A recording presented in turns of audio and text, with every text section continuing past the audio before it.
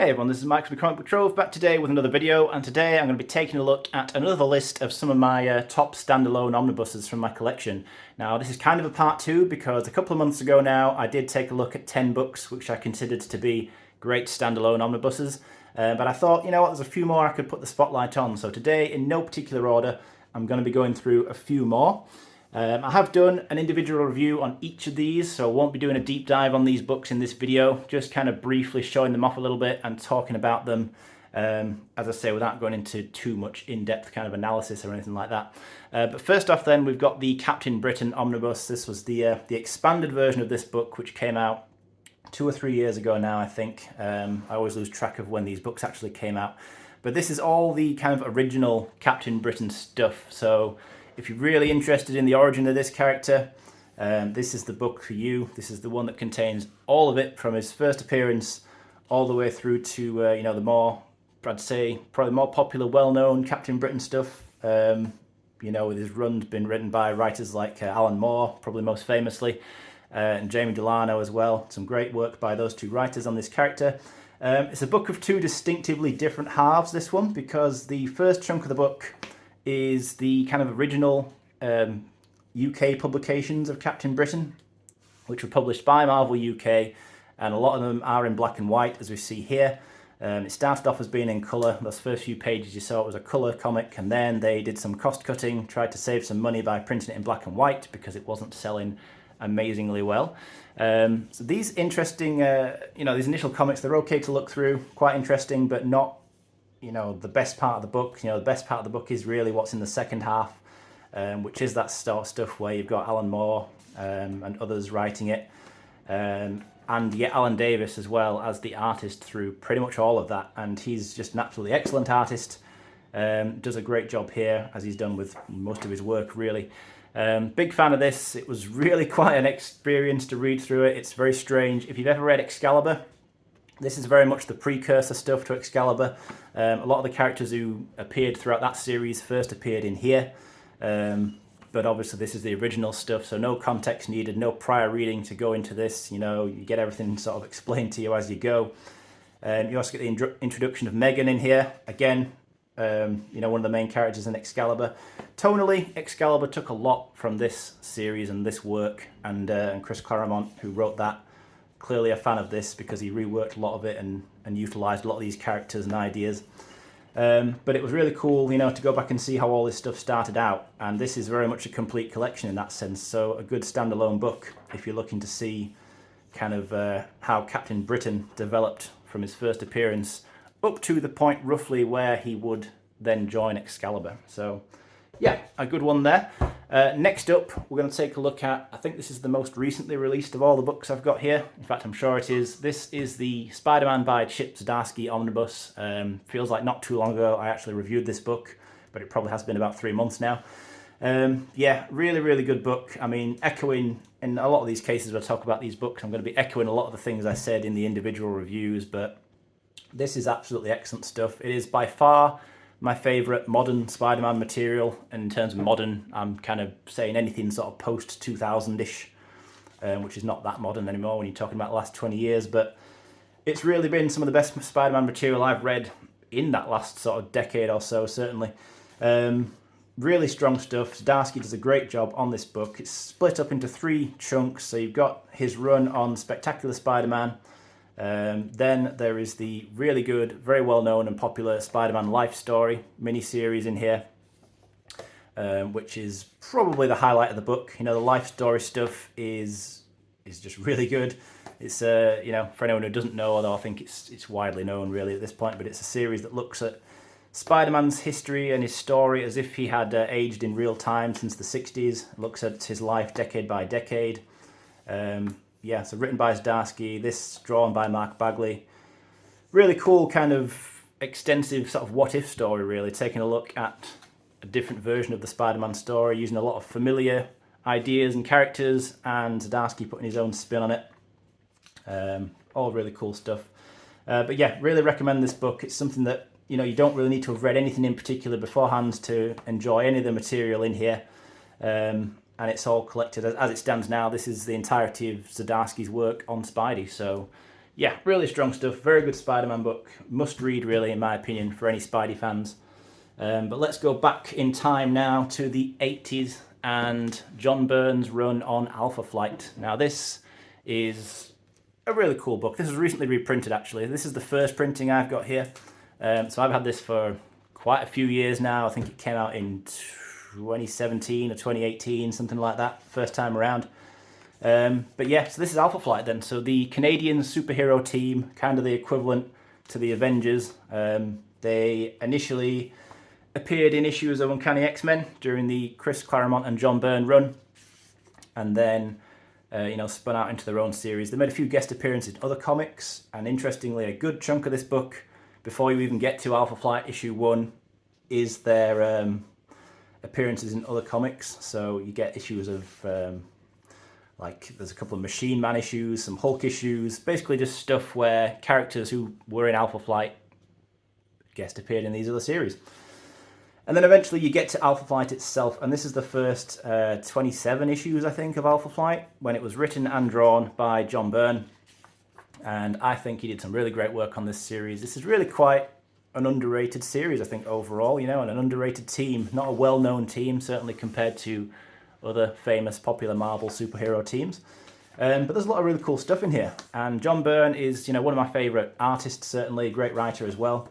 And I do think that this is some of his best work, to be honest. Most of what he did in the 80s, certainly, was all really good, in my opinion. And that is true here. There's some really cool stuff. As I read through this book, I found myself really growing to like a lot of these characters when I went through it the first time. I've reread it all a couple of times since. And it's just something that's a very cool collection. And, maybe at some point there will be another Alpha Flight book, because this is not the entirety of the original Alpha Flight series. It's only about just under half of it, I think. So, there could potentially be another volume at some stage, but I think that this is probably the best Alpha Flight has been, really, this original run of issues by John Byrne, who was the creator of the series. So definitely a good one to have if you're interested in these characters. If you're interested in reading something that's a little different from the more popular, famous teams of Marvel, then yeah, Alpha Flight worth checking out, I think. This next one is something quite unique and special. So this is the Howard the Duck Omnibus. Now, Howard the Duck, I think, is one of those characters who gets a bit of a bad rep. I think a lot of people only know this character because of that absolutely awful 80s film, which was in no way representative of what this character was originally about. So this character created by Steve Gerber, and I think, it's been a while since I reviewed this book now, but I'm sure I will have said at the time in that review that I can't think of, and it's true now as it was then, I can't think of any other character who was, just handled so much better by the original creator / writer than by anybody who came onto the character and worked on them since. This was very much a Steve Gerber character. He used Howard the Duck and the series and the character himself to create this great kind of satirical series. There's a lot of parodying and a lot of light-hearted joking. This is kind of like a book full of social observations and social commentary in a way, but done in this very kind of quirky, light-hearted way. So Howard the Duck is not a superpowered being in any way. He's just kind of found himself on Earth. He comes from an alternate world where ducks are the kind of the main species, the dominant species on the planet. But he finds himself here. There is initially a couple of stories with the Man-Thing that explains how Howard first ends up on our Earth. And then obviously the main series goes on from there. And you get some great artwork in here by Gene Colan as well, which is a big plus because, Gene Colan, one of the great artists there's ever been, and really big fan of his art style, and that's, very much the case here as well, as it is with his other work. But I just enjoyed this. A lot of it is genuinely really quite funny, very entertaining, and really unique. There's a couple of really cool standout issues in here in particular. As I say, I'm not going to deep dive into anything too much here, but I just want to say, if you've never given Howard the Duck a chance, I do think you should give these initial issues a chance. The actual Steve Gerber run, the original run, as collected in this book, very cool, very good. I just think that he's one of those characters who let's put it this way, I'm not really interested in reading anything to do with Howard the Duck other than this, because everything else I've ever read featuring this character is just not the same. Tonally, it's very different. I don't think like any other creator has really kind of got this character the way that Steve Gerber did. Anyway, let's move it on to some DC now. So this is the Batgirl Returns Omnibus, or as it could have been called, Batgirl by Gail Simone, because it's the full Gail Simone run on Batgirl from the New 52 era of DC. Now, I have said before that I'm overall a pretty big fan of DC's New 52 era, because it helped me get into a lot of DC that I'd not really explored too much before. So, it had that goal in mind of trying to make it accessible to new readers coming on board. And it did the job for me. So I read a lot of characters who I'd barely really touched upon before, and Batgirl was one of those. And I really enjoyed this. So this basically, the premise here is that Barbara Gordon was paralysed after the attack by the Joker in the famous Killing Joke graphic novel by Alan Moore and Brian Bolland. And yeah, so she's been kind of in a wheelchair ever since, but has started to slowly but surely regain the use of her legs through physical therapy.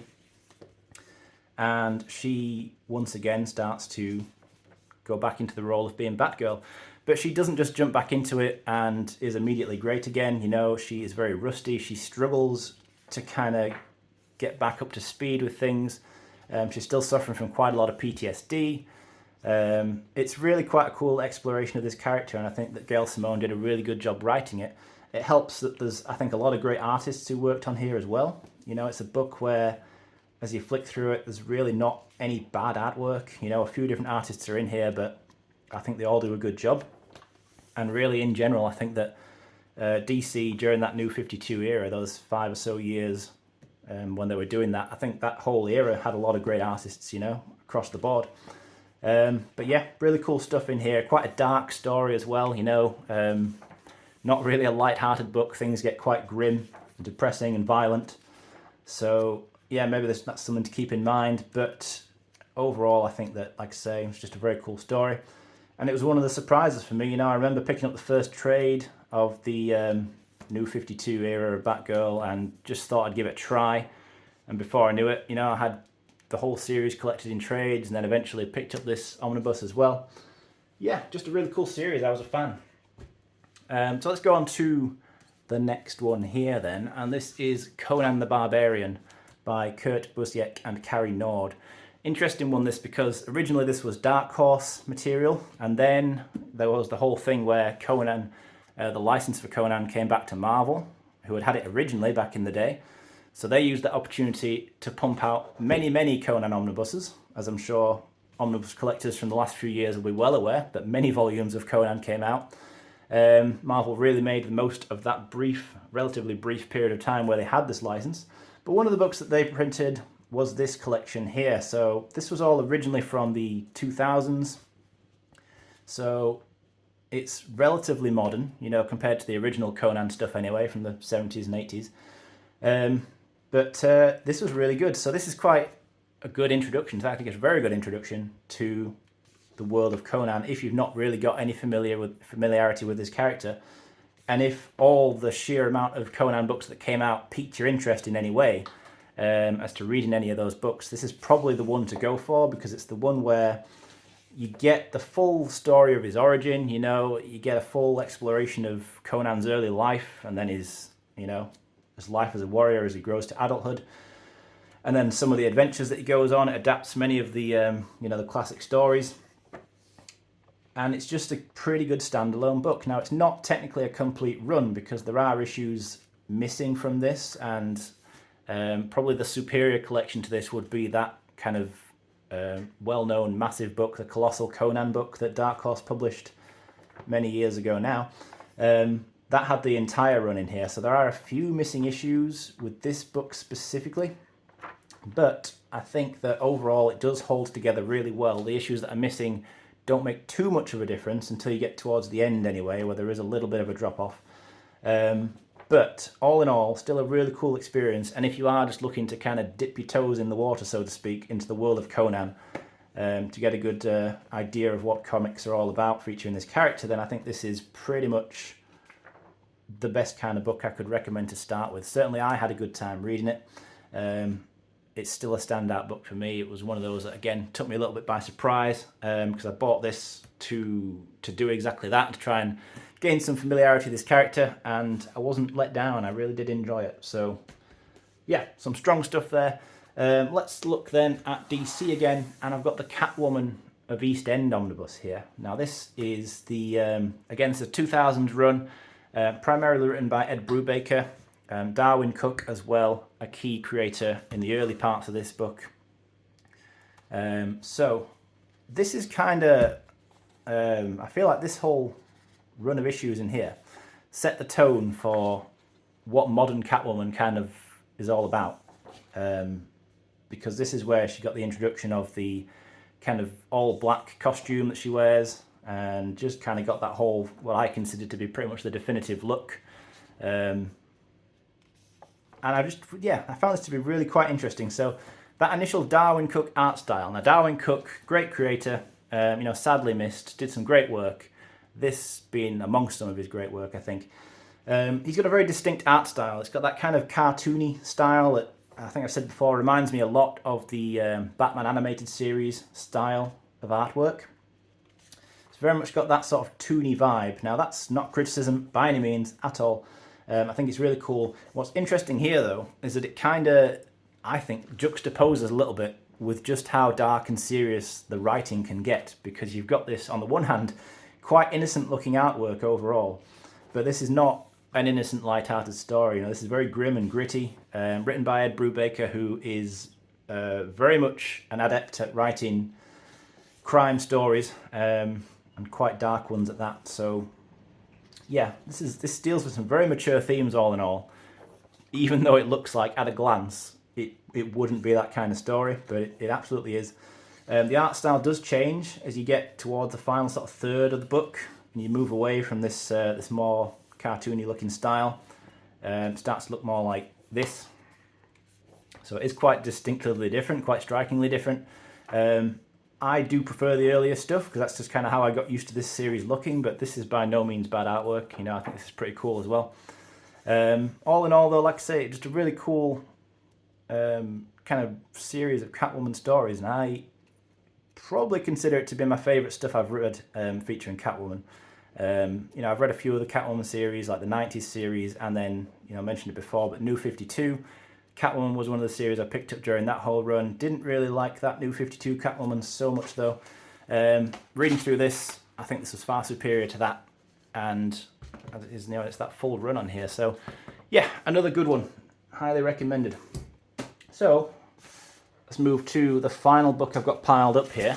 I've got the Neymar by John Byrne and Jay Lee omnibus. So this is another John Byrne book, obviously. So like Alpha Flight, another one where we're seeing him feature as the artist and writer.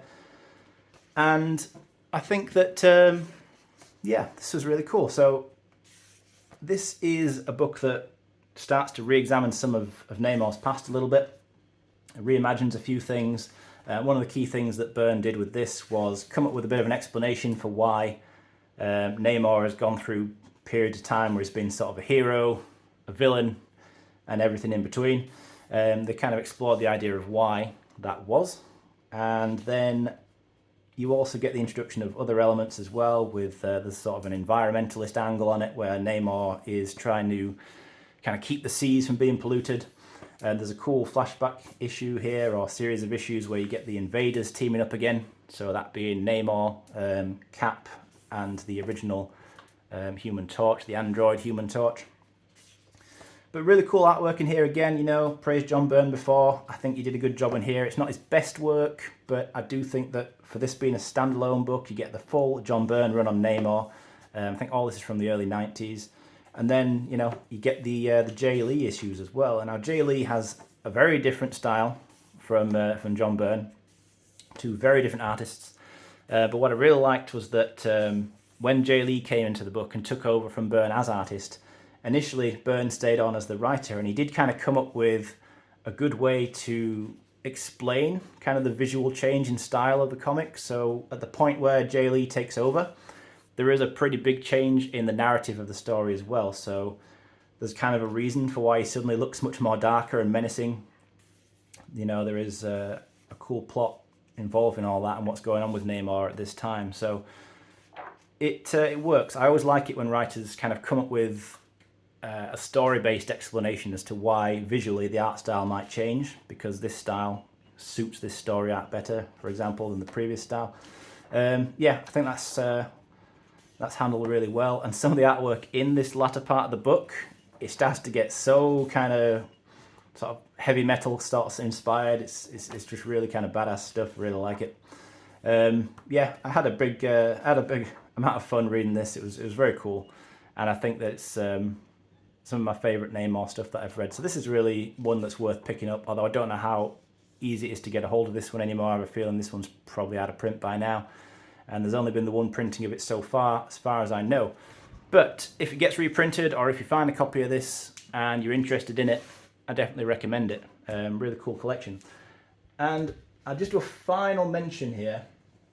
This is an excellent book, but I wasn't quite sure whether to class it as being a standalone book, because this is the Wonder Woman by George Perez Omnibus.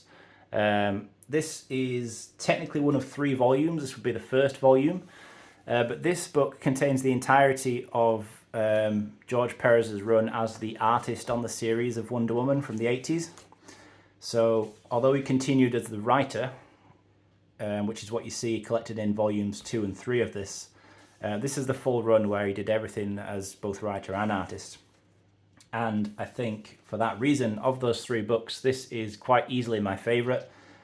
Big fan of George Perez's work, and frankly the Wonder Woman run that he did, I think is very much up there as one of his very best, you know, the best stuff he ever did. I really like how he kind of reimagined Wonder Woman when this series relaunched following the Crisis on Infinite Earths event. When DC did the big relaunch, Wonder Woman, I think, benefited from that probably more than anyone. And that was really largely because of George Perez and this just excellent version of the character, and you know, the whole extended cast of characters and everything that goes with Wonder Woman. I was just a big fan. It's something I return to, and I reread this fairly regularly. I've had this book for a few years now, this one, and it's just right up there with some of the things that I know I can always pick up and have a good time reading. And you know, that Perez artwork is a huge part of that. You know, it's just stunning stuff. I think this is honestly some of my favourite ever comic book artwork. He's got just a great distinctive look for this character. Can't really praise it enough, but that will do it then for now. I think that's another list of great standalone books. Hopefully something on there caught your interest, but let me know what you think of any of these I've talked about today. Always interested, you know, to hear the thoughts of others. But thanks as always for tuning in and watching, and I'll be back in soon to discuss something else.